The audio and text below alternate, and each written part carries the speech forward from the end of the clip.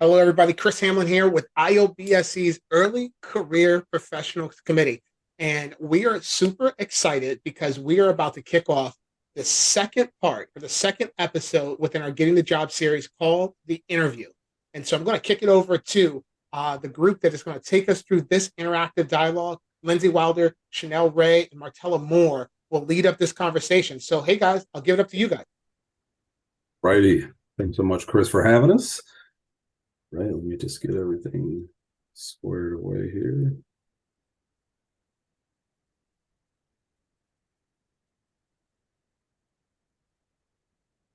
Just want to make sure everyone can see my screen correctly. Alrighty. So as Chris said, this is session number 2 of a 4-part series on the getting the job, right? So we're going to focus today on the interview. The presenters are Chanel Ray, Martella Moore, and myself, Lindsay Wilder III. So getting the job, right? What is this all about? It's exactly what it says in the title, getting the job. It's a 4-part series really designed by the Early Career Professional Committee to help these, those just finding their way, figuring out how do I get the job? You might be your first job right out of college, or it might be just your first job in this retail loss prevention industry or security. So this is really designed to help that person. And in this session today, we'll review some critical things that you need to do in full preparation for an interview. So today we're going to cover the appropriate attire, your social media presence, etiquette, types of questions that you can expect to get, and then questions for the actual interviewers themselves.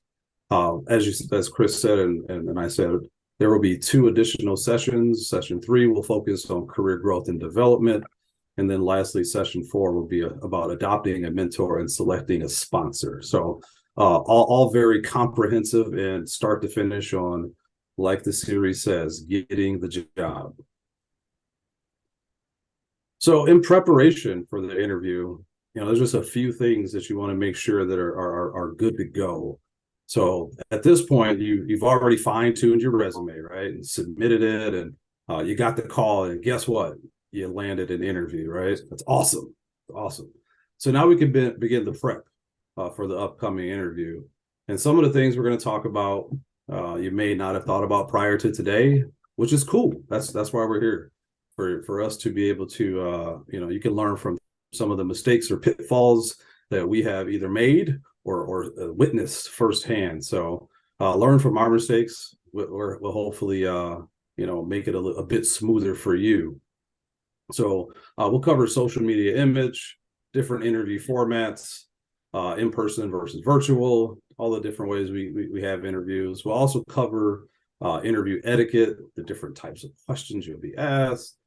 And then, like I said, questions for the interviewers and the post-interview etiquette. So what do we do after the interview? We've gone through it all. How do we close it out strong? So social media, there's very few of us that don't have some type of social media presence.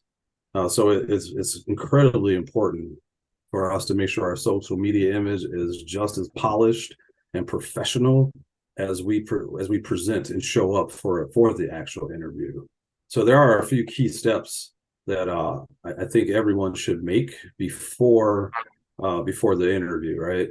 So to make sure we have the best version of us possible on all of our social media outlets. First thing you want to do is Google yourself. If you haven't Googled yourself, you'd be pretty surprised to see what may or may not come up. But by doing that, it allows you to see what appears in the search results. So you'll see what potential recruiters and interviewers are going to see about you just by Googling your name.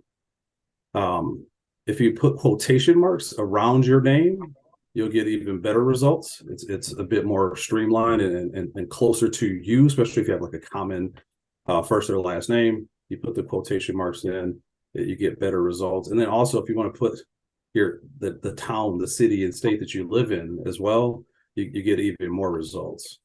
If nothing comes up through the search, like I said, just try using your hometown or a a city that you may have lived in, just to see if the results change anything. Facebook is probably one of the biggest social media platforms that will likely need to be tweaked.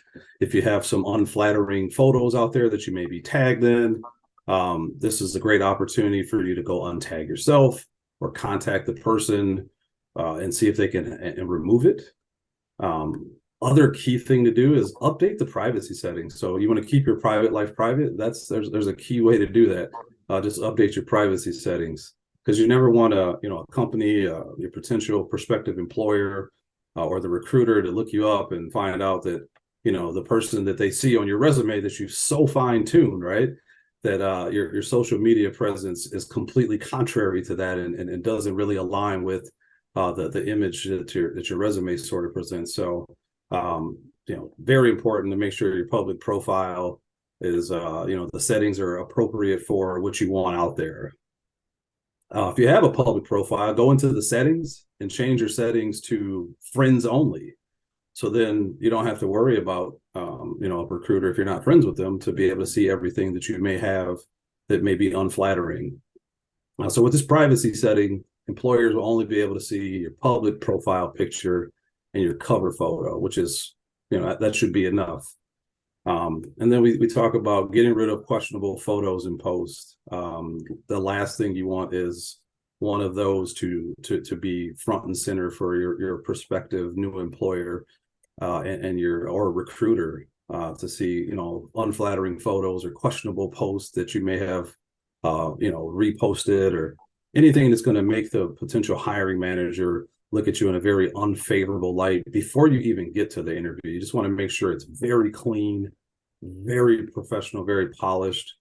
And lastly, I will say that if you're going to have anything social media wise from that's open to the public, let it be your LinkedIn profile, right? So make sure that is fine too. You have a very nice headshot photo, and it aligns perfectly with your resume as it relates to your work experiences. So while it's very important to get rid of and not have access to some things from a social media perspective, I will say that LinkedIn is probably the best format for you to have everything professional, ready to go front and center, putting your best foot forward for those potential recruiters and your prospective new boss, because they are going to check there for certain. I do know that.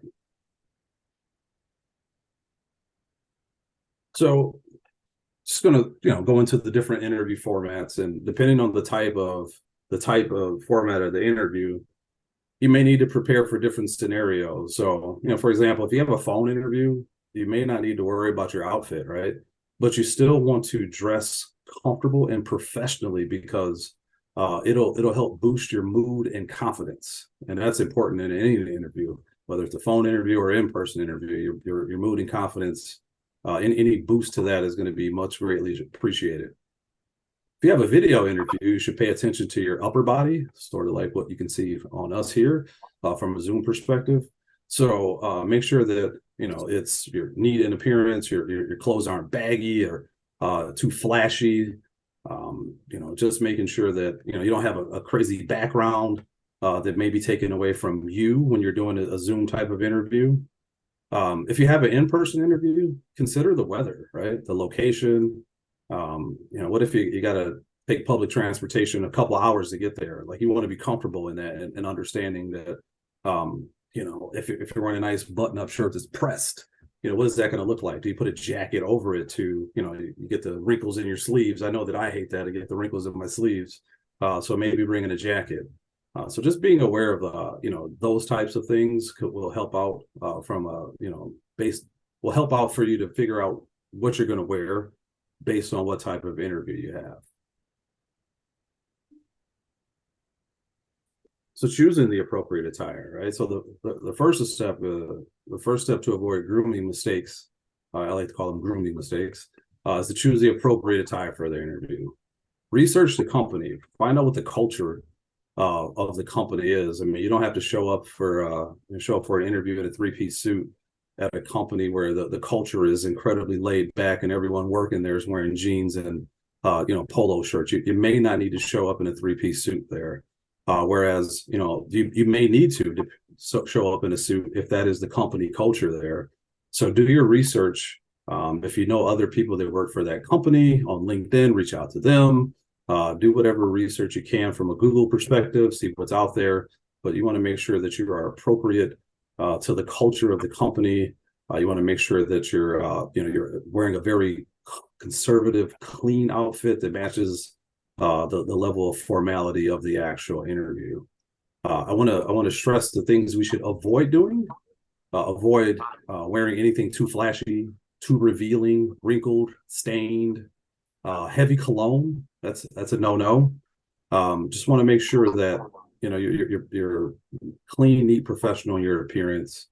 Nothing you don't want anything to take away from your answers that you're going to present during your interview. So making sure that you're neat in appearance, and all of that only helps you as you get into the office and answer the questions from the interviewer. I will say that there were years ago, it was frowned upon to have tattoos on display during interviews, and I will say that we've come a long way as a society as it relates to being accepting of tattoos and piercings. But do your research on the culture of the company, because you don't want that to be something to prevent you from getting the job, so to speak, or them having some type of bias about that. You never know. So, but do your research on the company. I mean, I have tattoos, and I've had them exposed for interviews before, and it hadn't been a factor, but you never know. So do the research on the company as much as you can, find out if it's acceptable or not. Depending on the interview format, I'm sorry, just lost my note there. Give me 1 second here. Yes. So like I said, make sure you're comfortable and professional, neat, and no flashy things to take away from the content that you will be presenting to them in the interview. Etiquette. So this is very important, and as someone who's done many interviews for personnel in my career, being on time is vitally important. So, and I like to say 30 minutes early is on time. I've had people who will show up for a 12 o'clock interview at 12 o'clock. And, to me, I understand that not everyone has that same, thought process on getting there early, but showing up at 12 to me for a 12 o'clock interview is probably not making a good first impression, right? So try to be there early. If for no other reason, you can see who was just interviewed potentially before you, right? See your competition, so to speak. But like I said, for me, on time is about 30 minutes early. You just don't want to decrease the chances of securing the position by showing up on time. Silence your phone. That's huge. There's nothing worse than someone with a ringtone or music playing from their phone because someone's calling them mid-interview. Just not a very professional look at all. So that should be done right away when you show up 30 minutes early. Turn your phone off or silence it. You're going to meet the person who's interviewing you, the hiring manager, whoever it may be. Shake their hand, right? Firm handshake, not too firm. I've been told, my wife tells me my handshake is too firm for her, but I have to make sure that it's still a firm handshake nonetheless. So make sure you do that with eye contact and introduce yourself first and last name, right? I think that's incredibly important. And lastly, your nonverbals. We talked about this when we were in prep. There's so many things that especially in our line of work, the nonverbals and asset protection and loss prevention, we're sort of trained to key in on those nonverbals. So making sure that you are communicating the right message nonverbally to the prospective interviewer is going to be huge. So not leaning back in your chair, not looking like you're bored, sitting on the edge of your seat forward, looking at the interviewer, maybe with your hands crossed. That really shows that you're engaged. that is going to play a major role in what that interviewer may or may not think about you. Um, Very, very important. We also talked about the importance of having paper resumes ready to go. So I recommend 5 of them printed on resume paper. If you have a nice leather portfolio, bring it in that. If you don't, get a new, just regular folder, a new one, and bring your resumes with that. And then additionally, have a email version of that same resume ready to go in the event that someone you're interviewing doesn't, they don't want the paper. You can still provide them email version of your resume.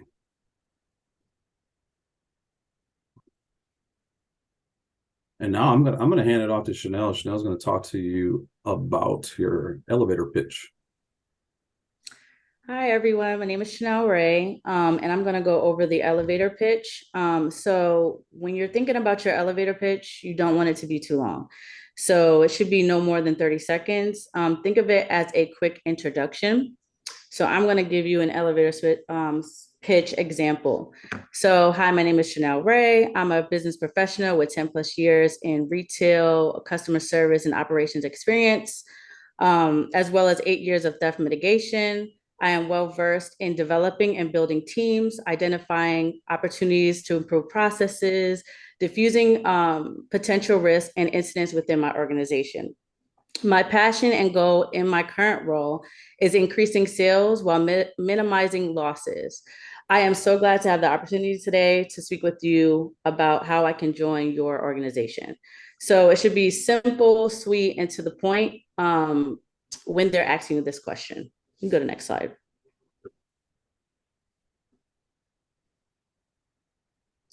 So an interview question, and Martella and Lindsay are going to role play after this, give us some interview questions as well. But one question that is always going to be asked, or more likely to be asked, is what are your strengths and weaknesses? So you have to have an answer for this question. For me, when it comes to doing the weaknesses or discussing my weaknesses, I always make sure I follow it up with um, or turn it into something positive. So I'll give you an example of that. For me, public speaking is one of an opportunity for me or a weakness. And so when getting this question, I always follow it up with what I'm actually doing to combat this weakness. So for me, it's taking speaking engagements, always speaking in a room or answering questions when I'm with my peers or my bosses or district or regional. And this helps me combat this by always having to make it easier for me to do public speaking. So that's how I would answer that question. And as far as strengths, you also want to tailor it to the job that you're applying for. So in the next slide, we have some strengths on there. So communication, integrity, building teams, being able to collaborate. So these are just some things that you want to show the organization or who you're interviewing with, that you have these type of skills. Now, before you go on from that last slide there, just a question for you. When you're Yes. bringing out those skills or you're bringing out those different qualities that you might have, like could you give us an example of how you would just talk, briefly about some of those skills that was on that slide, the previous one there? So if I'm applying, so with any job, they want you to have communication, right? I think for me, one of my strengths is I overly communicate. I always tell an interviewer, that I communicate very well to my team or to my boss, right? I always put in there overly communicate and not under communicate so that they know that if there's anything that I'm unfamiliar with or something that I, don't know, or something that needs to be communicated right away, that I'm going to definitely do that with them. So that's something, as far as like building a team or working with the team, like currently I'm a store manager. And so if I was going after another store manager position or any position, I'm going to make sure that I add that in there as well. And then lost my thought process for a second, but yeah, just making sure that you're tailoring it to who you're talking with. You can also in that give them some data, right? So if you say, one of my skill sets or my strengths is being personable with the customers, right? You can put and you can add that in there. Like currently, I have a 90% customer service rating in my store, and things of that nature. Nice, totally get it. So really kind of like talking about those skills that you have and what you can bring to the forefront, and Yeah. almost like how impactful you could be to the organization as you're going through that. Yes. Got it. Thank you. And so now I'm going to kick it over to Martella, who's going to go over the START method. Thank you, Chanel. Much appreciated. So good afternoon, everyone, or good evening, and thank you for joining us. So here I will be covering the START method. I know most of you are familiar with this. Typically, it's introduced to you as STAR, but my colleagues and I decided to take it a step further and add that T, which I'll be talking through as well. So high level, we have our START method, which is our situation, task, action, result, and takeaway. And we're ultimately going to give you tools here to answer any behavior-based question effectively and completely while also showcasing your skill set. The START method is a technique that helps you to craft your replies to behavior-based interview questions in a manner that provides the interviewer with a clear answer. So this is how trained interviewers have been conditioned to listen to interview answers. Answering questions in this method will help you to tell a memorable story that enables the interviewer to fully grasp your professional capabilities, strengths, and experiences. By learning this simple yet powerful technique, you can provide clear answers with just the right amount of detail and provide the interviewer with information they need. So, when it comes to answering or preparing for behavior-based questions, here's some things or recent situations that highlight favorable. You want to recall recent situations that highlight favorable behaviors and actions, especially involving coursework, work experience, leadership, teamwork, initiative, planning, and customer service. You want to be sure to prepare short descriptions of each situation. Be ready to give details if asked. Be sure each story has a beginning, middle, and end. Be ready to describe the situation, including the task at hand, your action, and the outcome or the result. Most importantly, you want to be honest. Don't embellish or omit any part of the story. The interviewer will find out if your story is built on a weak foundation. Equally important, you want to be specific. You don't want to ramble. Don't generalize about several events. Give a detailed account of one event. And then lastly, you want to vary your examples. Don't take them all from just one area of your life. And that's spot on there, Martell. I just want to add something to that as well. When sharing the story, right? Make sure you use the words I, what you did, not we, right? They're not your former colleagues aren't there interviewing for that job. They want to know exactly what you did. So saying what you did, I did this, that is incredibly important to answering the question in the START method. So we're gonna just test this out real quick. I'm gonna interview Martella right now. And be prepared if there's any we're going to ask questions to if anyone is there to identify the areas of START that from Martella's answer. So I'm going to just kick it off right here, Martella. So tell me about a time that you made a decision that backfired. Well, thank you for that question, Lindsay. Would you mind repeating that for me one more time, please? Yeah, no problem. Tell me about a time that you made a decision that backfired.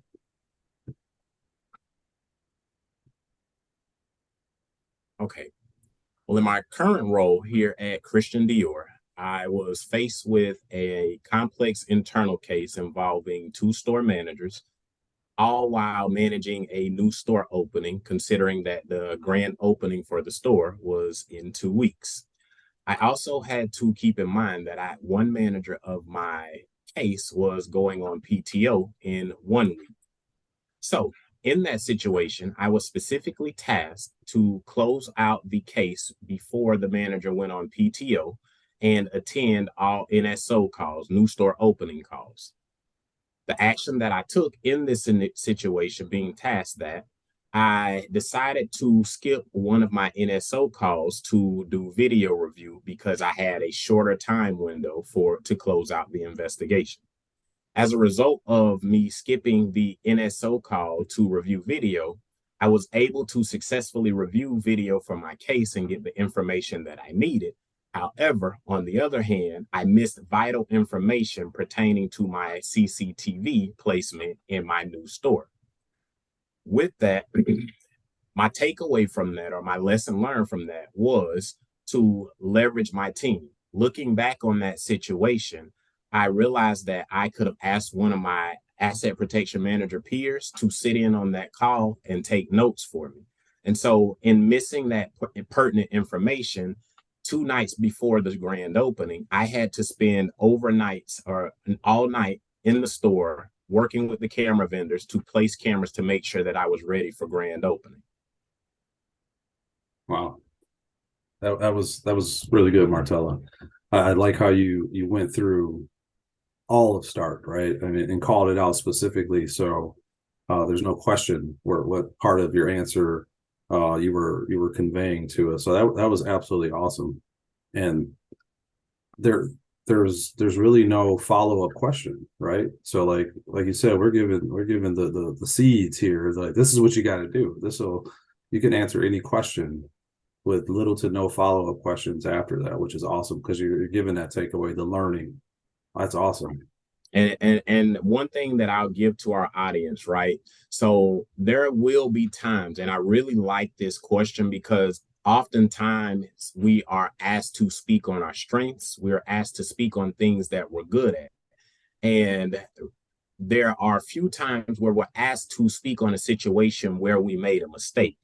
And the reason why I like the START method over the STAR method is because that takeaway, that lesson learned, it gives you an opportunity to talk about what you learned in that particular situation, and then how can you take that lesson learned and be better going forward.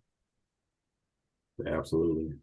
Martella, just a question for you. So as a person that's hired people before, interviewed people before, do you think it's valuable to kind of share that lesson learned and really kind of show how you kind of grow from some stuff like that? Yes, I do. And the reason why I appreciate that, because simply put, it shows how one handles adversity, right? It shows how one can take accountability.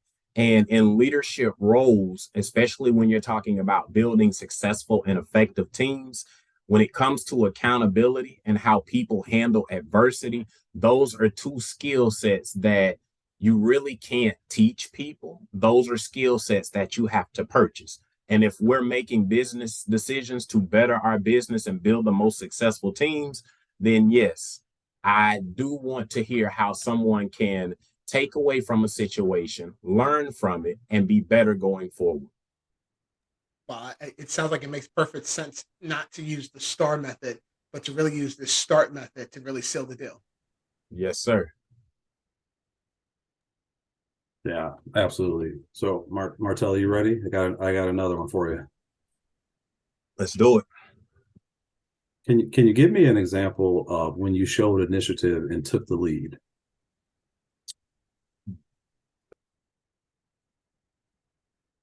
Time where I showed initiative and took the lead.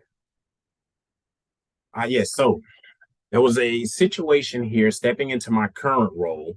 I noticed that there was a huge uptick in protest activity that was impeding the business of our stores.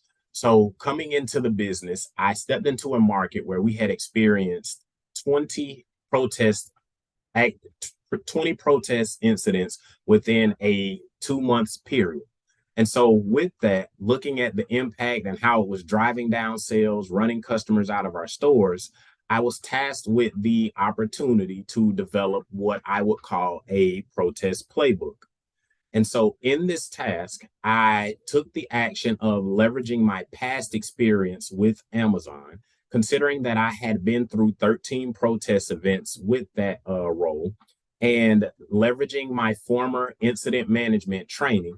I pulled all of that experience and resources together, and I created what I would call our protest playbook. I pitched this to my director, and with that, he was impressed. After giving me the approval to implement the protest playbook and train my teams on it, my teams were then able to, one, readily identify protest situations. Two, they had a playbook of a streamlined plan of action that they were to implement in the event of a protest.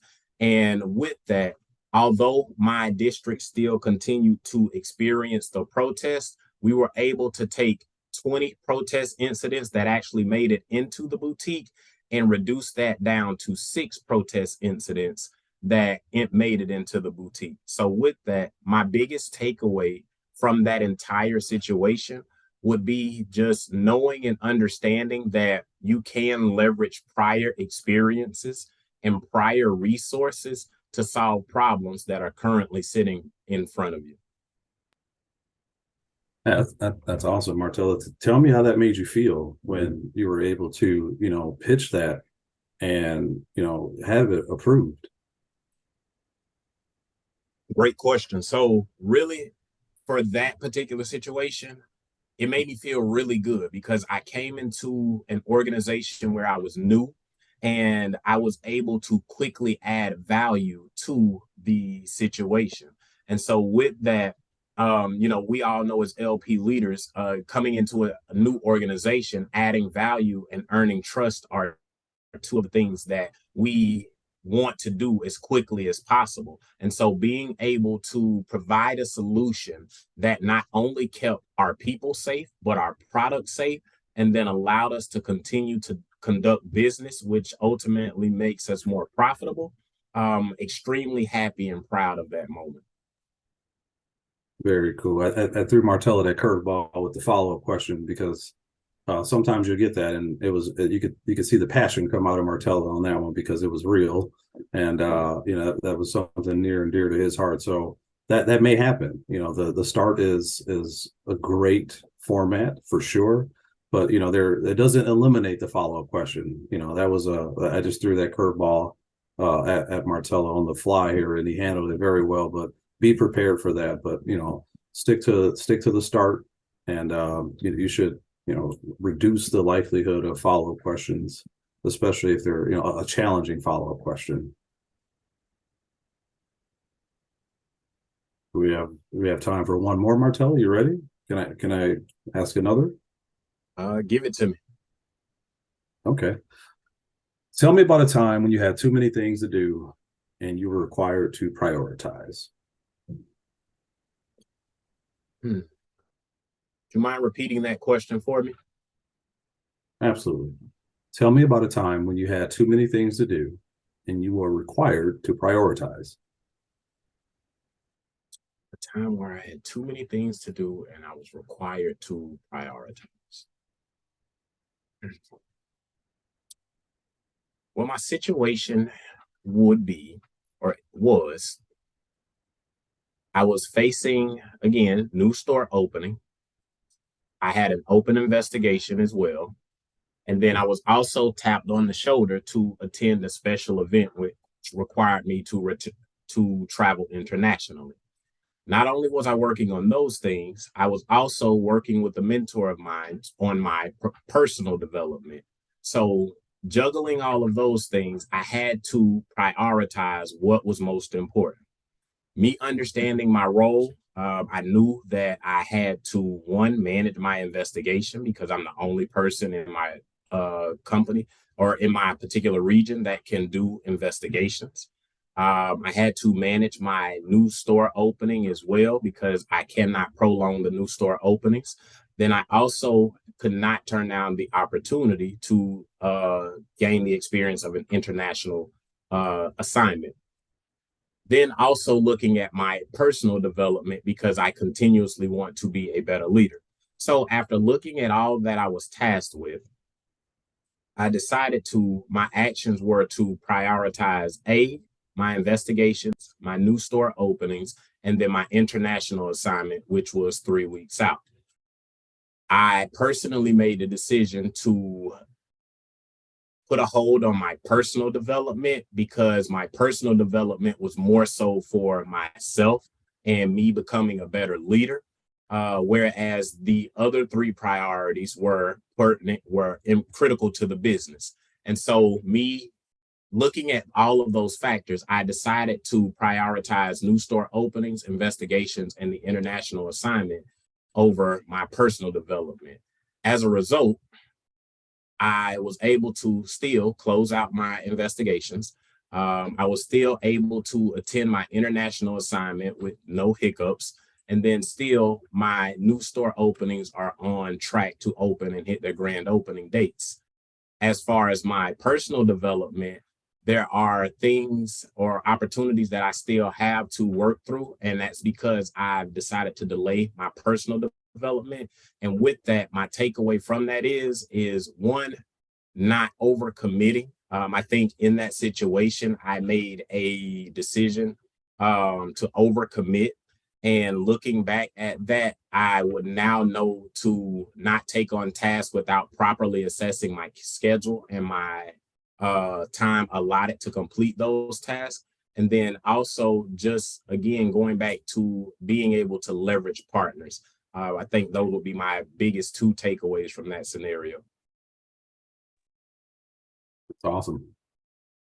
Well, that's good stuff, Martella. So just really, as we put this in just context here with START, like this is what I consider the meat and potatoes of this entire session. Like if the pre-work, we talked about, going through the different, categories, so to speak, where you can, get your experiences and prepare for them, put them down on paper, write them down. So talking about, adversity, think of 3 or 4 examples where you experience adversity.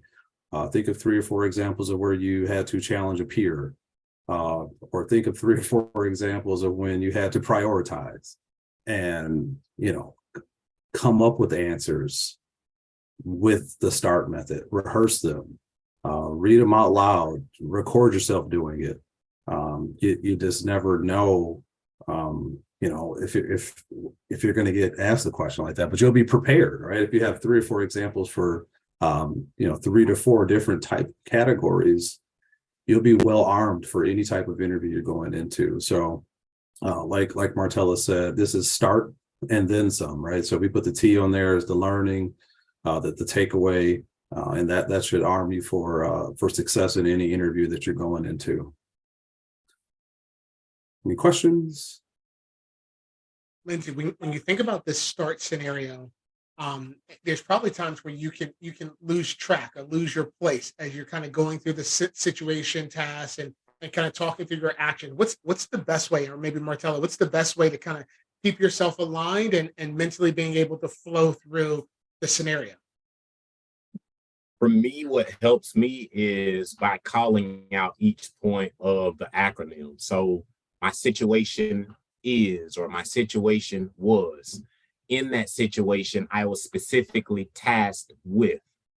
Of that task, my actions that I displayed were XYZ. As a result of my actions, we yielded A, B, and C, and lessons learned or takeaway from that situation or scenario. So that is what helps me to streamline my answer and stay mentally organized as I present my answer to the interviewer. Makes total sense. That's awesome. Yeah, I think that's the way Martella did it. I had never heard it done that way, and it absolutely just flowed so well. And if I didn't see start on the screen, I wouldn't have known that that's what you were doing. It just seems so natural. So that's a good nugget to pass along. Absolutely. So now, any other questions? I don't want to move on prematurely. I have a question. All righty. Can you all hear me? Yes. Go ahead, Nick. As far as the start method go, what Marcellus just did by, saying it out loud, what's a good way to do that by not also sounding robotic within your answer? Great question. I think with that, it's really just to rehearse and become natural with your answer. We talked about earlier, being honest. So again, if this is something that you have done or truly experienced, it'll be something natural to you. So for me, I would say just rehearse your answer so that it doesn't seem robotic. It does seem a bit robotic when you list out what you're saying, and it gives it that bullet point orientation or a bullet point feel. But the biggest answer, or the best answer I could give you to your question, Nick, is to be comfortable with your answer by rehearsing. Thank you, sir. Yeah, and like Martella said, and rehearse. And I would rehearse multiple ways. Have someone ask you the questions, and get feedback in the moment, right? And the more you rehearse, the better and more natural it will seem and sound. So then it's just like you're just telling a story. It's not like, you're trying to remember the acronym in your head. It becomes free flowing, natural because you've rehearsed it so many times. So yeah, that I would say, I would echo Martella's point on that. Rehearse as much as you can, and in different ways as well. I appreciate that. All right. Any other questions before I move on to the how not to answer? All right. So this is equally important. How not to answer. So, if you're asked a question, that you just, hey, I can't think of any times. That's just not a good answer. You might say, well, I haven't experienced this directly, but I have experienced something that's very similar. Let me tell you about that. So that's a good way. If you don't have an example, you could tie it to something that's close and still stick to that start format. Don't make up a story. That's essentially lying. You don't want your character or integrity to come into question. So always be honest. Don't make up a story. Don't lie. Try not to tell an unrelated story. So I've experienced this before when interviewing someone. You ask them a question, and the answer you get is completely. It sounds really good, but it is definitely not the answer to the question that I asked. So don't tell an unrelated story. If you're asked about a time where you had to face adversity, don't talk about a time where you gave the unpopular opinion, right? So make sure that it's related to the question. Don't make up an unrelated story. Don't lie. Lastly, don't tell a story that makes you look bad. If the story ends with you, something unfavorable happening to you, no real learnings or key learnings or anything that paints you in a very negative light, you just want to stay away from anything like that that's going to not ensure that you're putting your best foot forward in that interview and highlighting your very best self based off of your past experiences. Any questions about that? Okay. No questions. Chris, you got any questions? Question I was going to ask Lindsay is when you think about, you said don't make up the story. So like that elevator pitch definitely should be, and Chanel, maybe this is directed to you, but as you're kind of drafting or coming up with your elevator pitch, that point to really kind of bring it home. I'm guessing you would not want to make up that story either. And you want that to be a factual story that you'll be able to go through and kind of really explain or talk about how you can make an impact to the company, right? Right. I think for your elevator pitch, you don't want to go into story or talk about stuff that has nothing to do with the company or organization or anything that you're interviewing for, right? So I think that when you're going into it, it has to be fact, something short, simple, but again, tailor it to the job that you are applying for, that you're interviewing for. Gotcha. So probably, and also I guess for the company too, because like Yes. if I'm going to Amazon and talking about something from a Ross environment, it's probably not going to be great. No, not at all.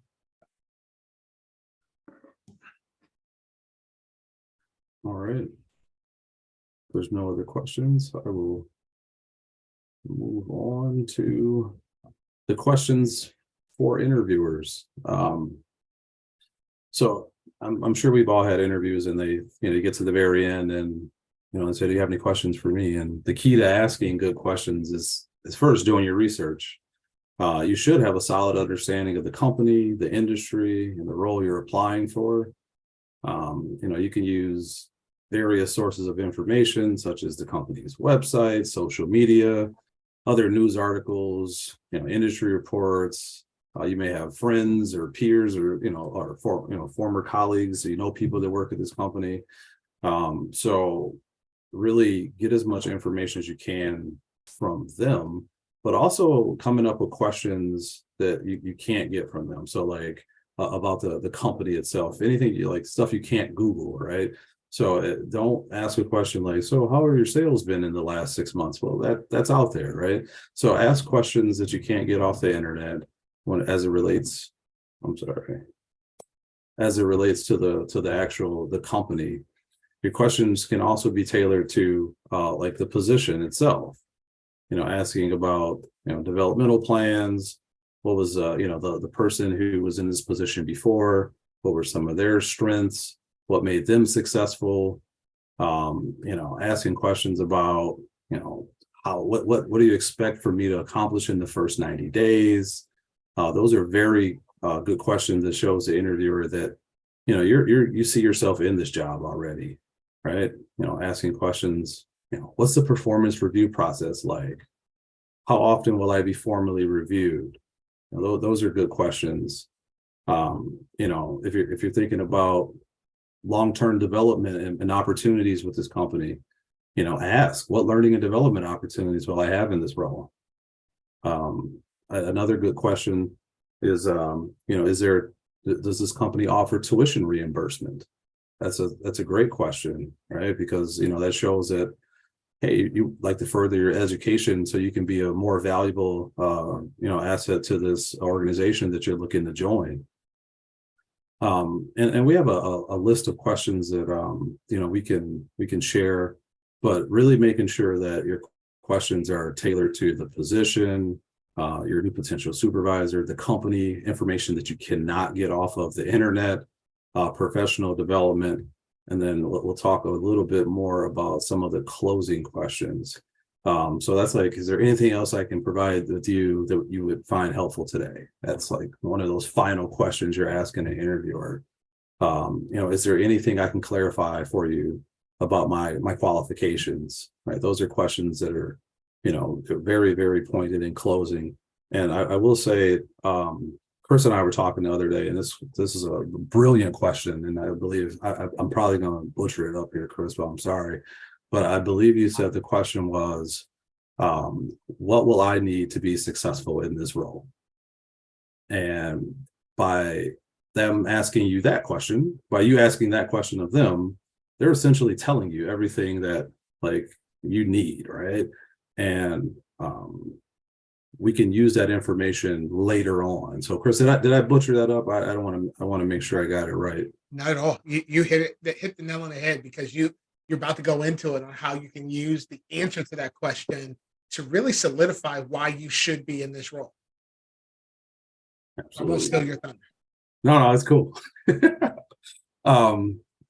Yeah. So that's the closing questions are super important, and as Chris said, that last question is one that I'd never have thought of it in my career. So it was awesome and very powerful, especially how it ties it to what we go into with the the post-interview follow-up, right? So we figure out the different ways of following up after the interview. So, sending a thank you note or a message, a handwritten note, depending on if the interview type you had. If you had an in-person interview and you knew, there was going to be 2 or 3 interviewers, you could bring handwritten notes, just a simple thank you.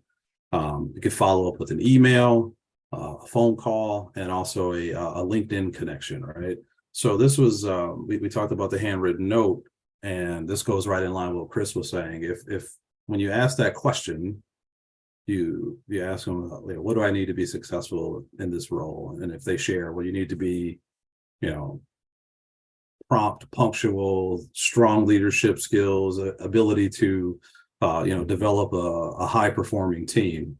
So that's where you use those, those key things from that message in your thank you note. Thank you for, meeting with me, interviewing me. I hope that, I displayed my ability to lead high performing teams. So you're really connecting the dots on the answer that they gave you and thanking them for it. So like they remember the answer that they gave you, and they'll see that, wow, this person was really tuned in to the things that I told them that they needed to be successful in this role, and it was highlighted in the interview. So I thought that was really powerful, and I'm going to steal it, Chris, and call it my own. Except this is recorded, so everyone will know that it was yours. But I think it is very important to you just can't leave an interview without some type of follow up, question, thank you note, whether it's email, whatever. You just don't leave it with a handshake and say I'll see you later. You're likely not going to get that call that you're looking for, that email with the offer that you're looking for. So I like the route that a handwritten note says a lot. It means you took time out of your day to personalize it. And I think one of the other things on this, and making sure that if there was something that came up during your interview that you connected with one of the interviewers, let's just say for whatever example, you both had similar interests as it relates to cooking, whatever, you could put that in the thank you note. It shows that you were tuned into them and you made a connection with them, and there's some similarities and commonalities between the two of you.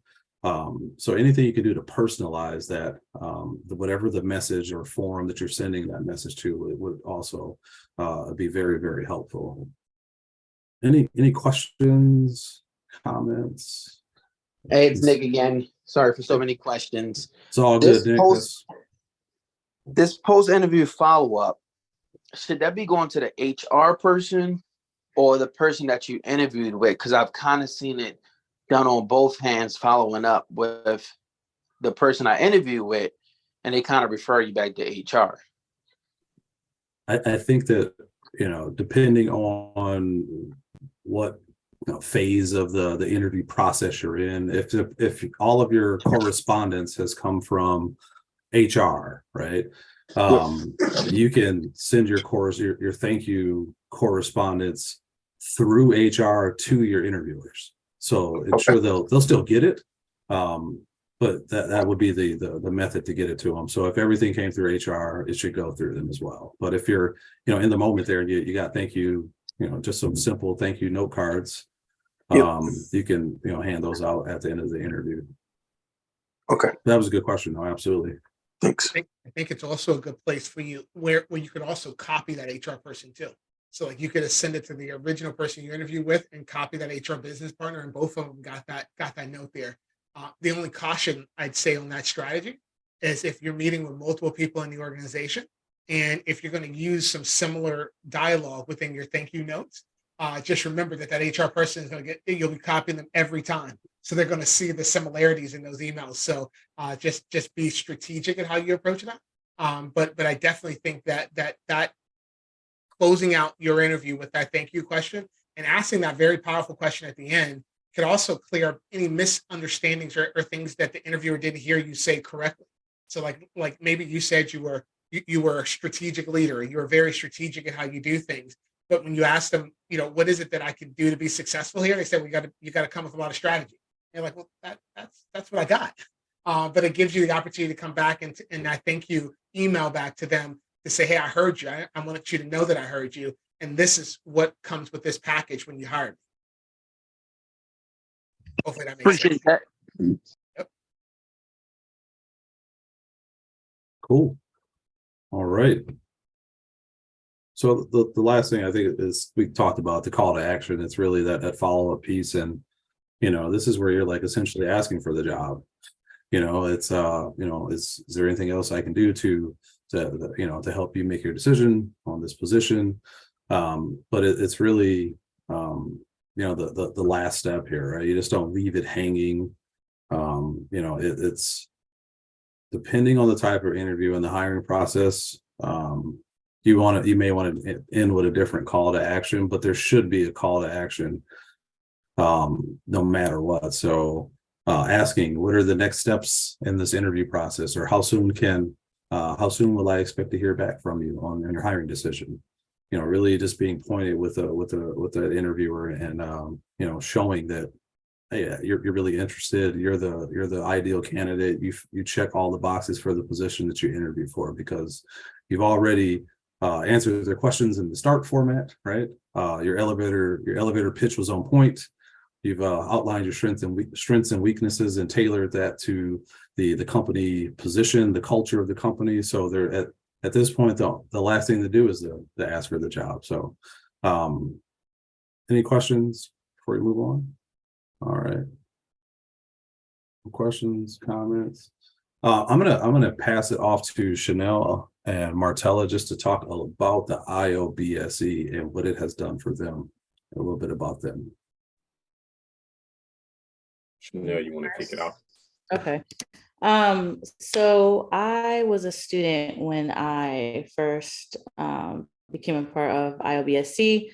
From there, I continued to be with the organization, fell off a little bit from the organization, but came back. And the things that I wrote down about the organization is family, down to earth, mentors. And for me, IOBSE has helped me within my career development, but as well as personal development as well.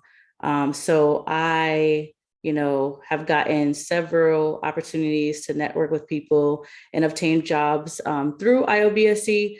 But this year has really been near and dear to my heart because it's helped me with my personal development.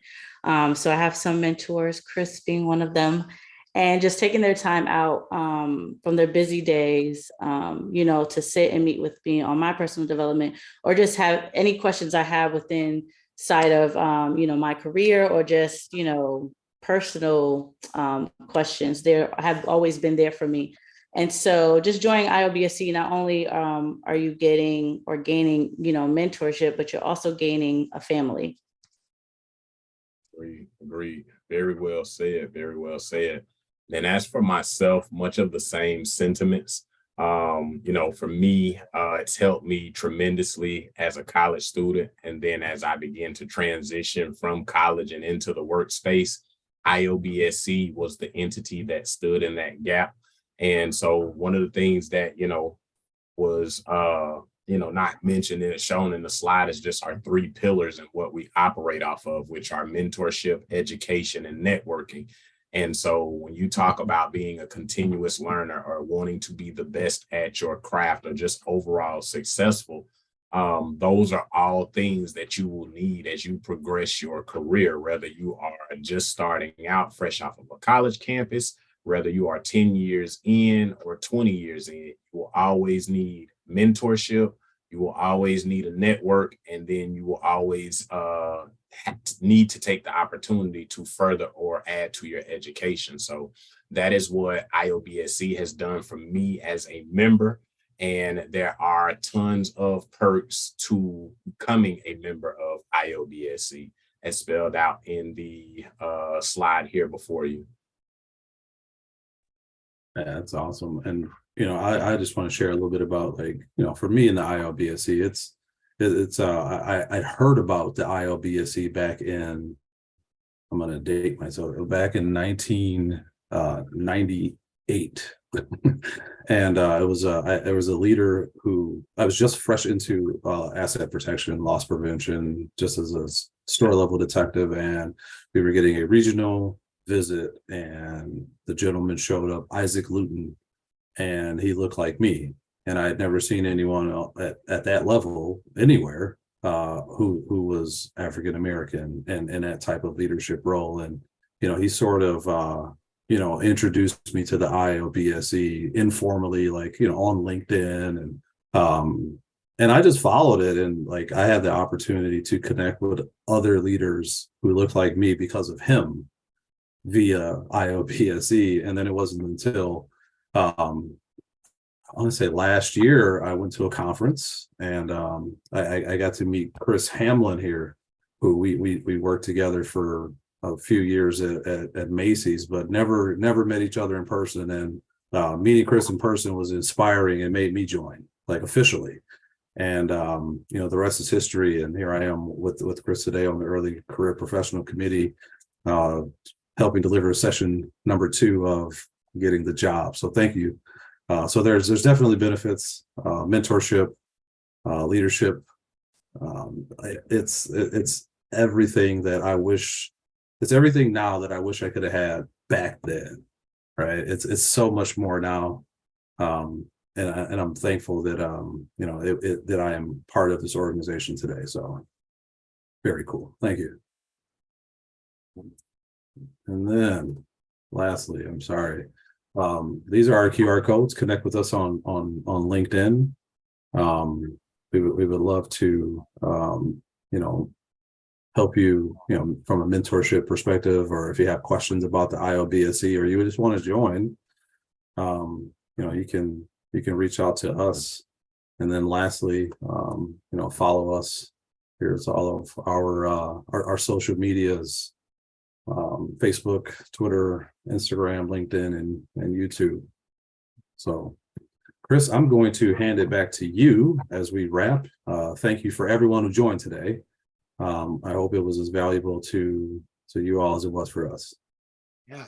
First off, I just want to give it up to Lindsay, Chanel, Martella, for you guys' leadership in taking us through this conversation. I mean, you guys are paying it back. Because you went through this as students or as observers, and now paying it back and really kind of sewing back in to all of those that are looking to continue and further their careers, or maybe transitioning within their careers, or starting out within their careers. So thank you for taking us through this interactive conversation about the interview. And I'm super excited because as you heard Lindsay say earlier, we are next month coming back for episode 3. And at episode 3, we've gotten the job now. And so we are going to be at the place where we're going to be talking about mentorship and sponsorship. And I think those are some 2 very key things. As you heard Martella say, that's one of the pillars of this organization. And we're going to kind of really bring this conversation to life if we learn more about what mentorship can do for you within your career, and what sponsorship can do with you as you continue to grow within your career. So thanks for going on this journey with us. And we will see you guys back next month for episode 3, adopting a mentor and selecting a sponsor. Thanks, guys. Have a great day.